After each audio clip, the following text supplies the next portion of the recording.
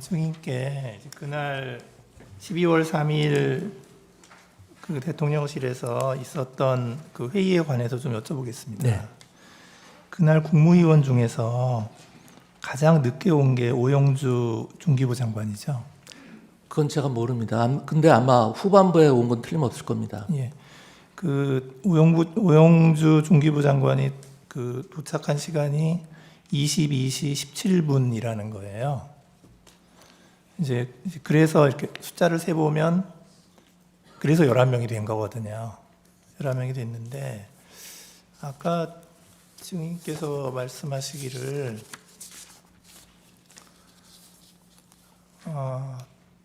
대통령이 국무위원들 다 왔냐고 물어보았고 다 도착을 하지 못했다는 말을 듣고 대통령이 다시 집무실로 들어가서 기다렸고 네. 과반인 11명의 국무위원이 도착했다는 보고를 듣고 다시 대회의실로 나왔다 이렇게 말씀을 하셨는데요.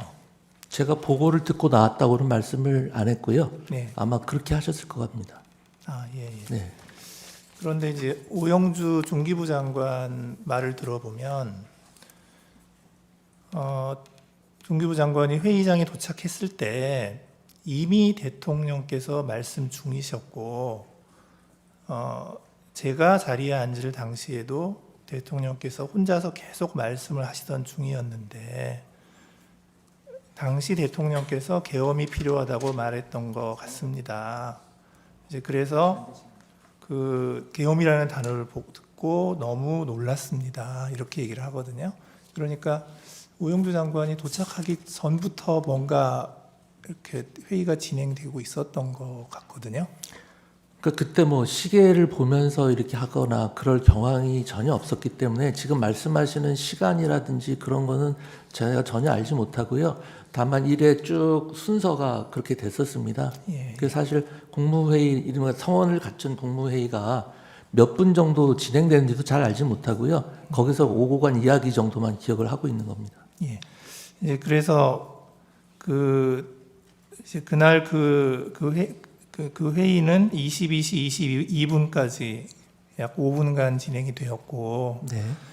22시 23분에 대통령이 방송 출연을 위해서 나가셨고요. 네. 예. 이제 그렇게 진행이 된 것 같은데 그래서 그 오영주 중기부 장관을 기준으로 하면 5분 네. 동안 진행이 된 것 같아요. 네. 예. 근데 이제 국무회의 간사는 그 행안부 소속 의정관인 네, 것이죠. 맞습니다. 네. 이제 그때는 경황이 없었기 때문에 참석을 못한 거죠. 의정관은. 의정관한테는 연락 자체를 아마 안 했을 것 같습니다. 왜냐하면은 그 국무회의 자체가 워낙 그 비밀 엄수가 보안이 생명인 상황이었기 때문에 아마 진짜 뭐 확정할 수는 없습니다만 안 불렀을 것 같아요. 예. 제 느낌상으로는. 예. 그래서 아까 말씀하신 것처럼 이제 여러 가지 상황이 이렇게 전개가 되면서 아직까지도 이제 회의록 작성은 안 된 거고요. 네. 예. 이제 그 다음에 이제 그러면 이 회의가 이제 국무회의였느냐 아니면 국무회의라고 보기가 어려웠느냐에 관해서는 뭐 여러 가지 그 견해가 있을 수가 있잖아요. 네네. 예, 있는데 지금 그 오영주 장관의 얘기를 들어보면 개회 선언, 안건에 대한 설명, 폐회 선언 등이 있어야 하는데 그 부분이 충족되지 않았다고 알고 있습니다. 이렇게 얘기를 하거든요. 그러니까 개회 선언 없었고 안건 설명 그러니까 이 말이 맞나요? 개회 선언 없었다. 안건에 대한 설명 없었다. 폐회 선언 없었다. 뭐 개회선언은 당연히 없었고요. 그 다음에 뭐 안건은 제가 그 나중에 보니까 뭐 김용현 장관이 뭐 문건을 나눠줬다고 그렇게 하는데 일단 안건 자체는 그 자리에 있는 사람들이 다 알고 있는 상황이었고요. 그 다음에 아까 말씀드린 바와 같이 국무위원들은 다 국무회의를 한다고 생각을 했습니다. 그리고 보통 국무회의를 하게 되면 대통령께서 맨 처음에 진행하시다가 그 의사봉을 총리님한테 넘겨드립니다. 그리고 나서 마무리는 이제 대통령께서 다시 종결을 짓는데요. 그때 이제 뭐 재판관님들께서 판단하신 문제입니다만 그날 아까 말씀드린 바와 같이 국무회의가 쭉 진행이 되다가 대통령께서 발표를 하고 다시 돌아오셔서 또 그 자리에 앉으셔서 계속 아까 말씀드린 그런 말씀을 하셨어요. 그래서 과연 이것까지 국무회의로 볼 건지, 왜냐면 그 나가신 다음에는 총리님께서 또 뭐 이런저런 말씀을 하셨거든요. 통상 우리 국무회의 하듯이 이제 바튼을 이어받았다고 볼 수도 있는 여지가 있고요. 그래서 국무회의의 종료 시점을 언제로 볼 건지에 대해서도 다양한 해석이 있을 수 있다고 저는 생각을 합니다. 예. 그 아까 저기 증인께서 말씀을 하시기를 비상계엄 선포문을 뭐 누군가 배포했을 것이다. 근데 이제 증인은 하여튼 확실한 건 잘 모르겠다. 네, 기억은 그러셨잖아요. 없는데 누군가 했다고 하면 맞을 것이다 이렇게 말씀을 드렸습니다. 근데 지금 그 최상목 장관의 진술을 보면 이렇게 말씀을 하시거든요. 저는 김용호 의원이 국무총리에게 보고하는 거 못 받고 그 자리에서 어떤 안건이나 자료를 받은 것도 없습니다. 그러시거든요. 그러니까 하여튼 증인은 확실한 건 모르신다는 말씀이시죠? 저도 김용현 장관님이 총리님께 뭘 보고하거나 이런 장면은 보지 못했고요. 그다음에 한 가지만 더 말씀드리면 제가 행안부 장관 2년 넘게 재임하면서 국무회의를 100번 훨씬 넘게 참석을 했습니다. 그런데 그 회의 과정에서 의사 정족수가 물론 갖춰진 상태는 아니었습니다만 이번 국무회의처럼 실질적으로 국무위원들끼리 열띤 토론이나 의사 전달이 있었던 것은 처음이었고요. 이튿날 개최된 해제 국무회의는 뭐 성립했다는 데 대해서 아무도 이론을 제기를 하질 않는데 다른 요건은 갖추어졌을지 모르지만 해제 국무회의는 불과 1, 2분도 안 되는 그냥 아주 방금 끝나버린 그런 상황이었습니다. 예. 오히려 저는 그런 해제 국무회의보다는 선포를 위한 국무회의가 훨씬 실질이 있었다고 생각을 합니다. 물론 평가는 제 몫은 아닙니다만. 그 증인께서는 그 비상계엄 선포문을 받지는 못하신 거죠? 그러니까 제가 대통령 집무실에 처음 들어갔을 때 본 게 아마 그거 아닌가 싶습니다. 한 장짜리였는데요. 뭐 비상계엄이라는 내용이 있었고요. 그 다음에 10시, 뭐 전국 이런 것들이 쓰여 있었거든요. 그래서 그게 지금 나중에 제가 총리님이 갖고 계시다고 해서 언론에 보도된 걸 하나 봤는데 제가 봤던 게 그게 아닌가 싶습니다. 예. 그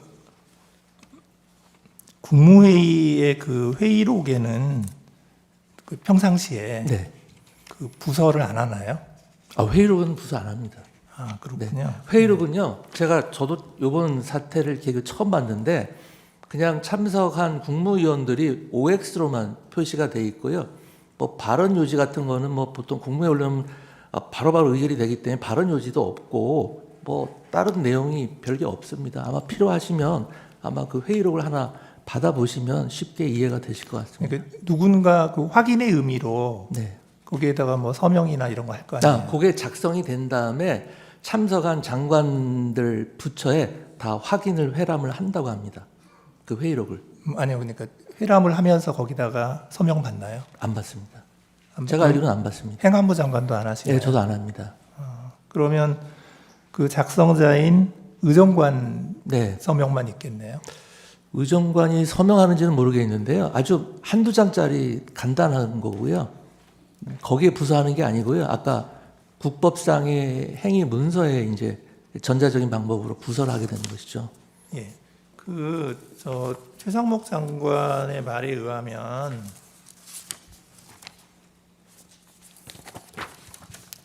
자리를 파할 때 누군가가 저에게 여기에 서명을 해달라고 해서 그제서야 이게 국무회의라는 외관을 갖추기 위해 오라고 한 것이었구나라는 생각을 하였습니다.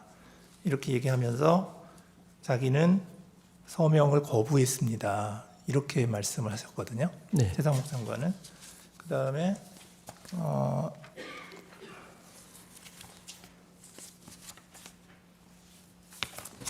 한덕수 총리는 뭐라고 그랬냐면 참석한 사람 사인 정도 받으려고 했는데 그 사람이 누구였는지는 기억이 안 납니다. 그런데 국무위원 전원이 사인을 하지 않겠다고 해서 아무도 하지 않았을 겁니다.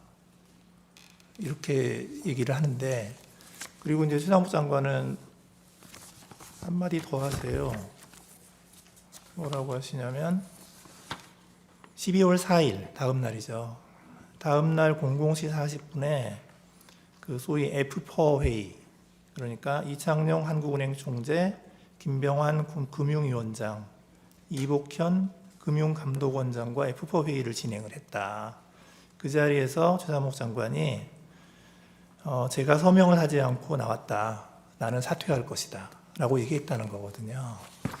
근데 조금 이상한 게 평상시 국무회의 때 서명 안 하는데 맞습니다. 그날은 왜 서명을 받으려고 그러니까 했을까요? 저도 그 얘기가 왜 나왔는지 모르겠는데요. 저도 그 상황이 기억이 납니다. 아까 말씀드린 테이블이 굉장히 긴데요. 저는 이제 대통령 집무실 쪽 가까운 쪽에 앉아 있었고 저쪽에서 뭐 서명 어쩌고 뭐 그런 얘기를 하면서 서명 안 하고 갔습니다. 뭐 이런 얘기가 들리더라고요. 그래서 무슨 서명이냐? 서명이 왜 필요하냐? 서명할 필요가 없다라고 제가 얘기를 했어요. 근데 기본적으로 서명 얘기가 왜 나왔는지 모르겠는데요. 뭐 국무회의가 됐든 뭐 부서가 됐든 손으로 서명하는 경우는 없습니다. 전자적인 서명을 하는 것이지 그때 누가 왜 그런 얘기가 나왔는지 저도 이해를 할 수가 없습니다. 예. 서명하는 경우는 없거든요. 예. 다 전자 서명을 하는 것이지 다 자기 집무실에 돌아가서. 그 한덕수 장관은 그 비상계엄 관련 국무회의의 요건을 충족하였느냐 이런 질문에 자기는 평가를 못하겠다. 네. 이제 그런데 자기 생각에는 간담회 정도 되는 것 같다. 이렇게 말씀을 하셨고요. 그 다음에 오영주 장관은, 중기부 장관은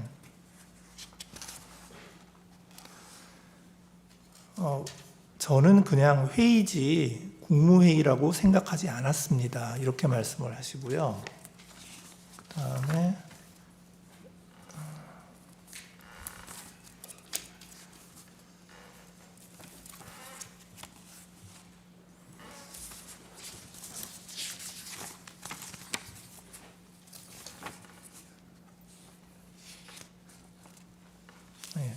최상목 장관도 그날 모였던 것이 국무회의라고 생각을 하지는 않습니다. 이렇게 말씀을 하시고 계셔서 참석하시는 분들이 내가 지금 국무회의를 하고 있구나 이런 생각을 못 하셨던 것 같거든요. 근데 증인께서는 네. 이게 지금 국무회의라고 생각을 하셨던 건가요? 그렇습니다. 제가 아까 말씀드렸다시피 저는 그 자리에 계신 대부분의 국무위원들은 국무회의를 한다고 생각했을 거라고 아까 말씀을 드렸습니다. 그 이유는 아까 한 걸 결국 반복을 하는 건데 총리님께서 국무회의에 대해서 대통령께 말씀드려 갔었고 그래서 그 자리에 있었던 분들은 국무회의를 한다는 걸 다 알고 있었고요. 그 의사 정족수인 11명이 되기까지 기다린 이유가 과연 무엇인지 제가 묻고 싶습니다. 국무회의가 아니라면 뭐하러 그냥 11명 올 때까지 대통령께서 비상계엄 선포를 30분 가까이 미루면서 기다릴 필요가 없는 것 아니겠습니까? 그래서 뭐 판단을 하시겠습니다만 회의에서 이렇게 절대로 양보할 수 없는 것이 다른 요건은 차치하더라도 의사 정족수 아니겠습니까? 그래서 11명이 모일 때까지 다 기다려서 국무회의를 나름 좌석도 격식을 갖추고 했는데 그분들께서 왜 그렇게 말씀하시는지는 잘 모르겠습니다만 제 생각은 어쨌든 평가야 뭐 사법기관에서 할 것이지만 국무회의를 한다고 저는 생각을 했고 다른 분들도 그렇게 생각을 했을 거라고 생각을 합니다. 예. 이제 부서에 관해서 좀 네. 여쭤보는데요. 헌법 82조는 대통령의 국법상 행위는 문서로서 하며 이 문서에는 국무총리와 관계 국무위원이 부서한다. 군사에 관한 것도 또한 같다. 네. 이렇게 돼 있거든요. 근데 이제 이게 비상계엄은 대통령의 국법상 회의잖아요. 네, 그렇습니다. 그리고 관계 국무위원은 누구인가요? 그게 지금 원래 그 비상계엄을 건의할 수 있는 게 국방부 장관과 행안부 장관이잖아요. 그러면 관계 국무위원은 누구인 거죠? 당연히 국방부 장관이라고 생각합니다. 예. 그 한혁수 국무총리는 자기는 부서고 뭐고 서명도 안 했고 일체 안 했다고 하시거든요. 네. 그리고 증인은 행안부 장관으로서 부서를 한 적은 없는 것이죠. 네, 없습니다. 예, 없으시고. 제 소관 업무도 아니었고요. 이번 비상계엄이 제가 건의를 했으면 아마 제가 소관부처 장관이 됐을 것 같고요. 만약에 한다면은 뭐 비상계엄과 경비계엄이 있지 않습니까? 경비계엄을 했다면 아마 제가 소관부처 장관이 됐을 가능성이 높다고 생각을 합니다.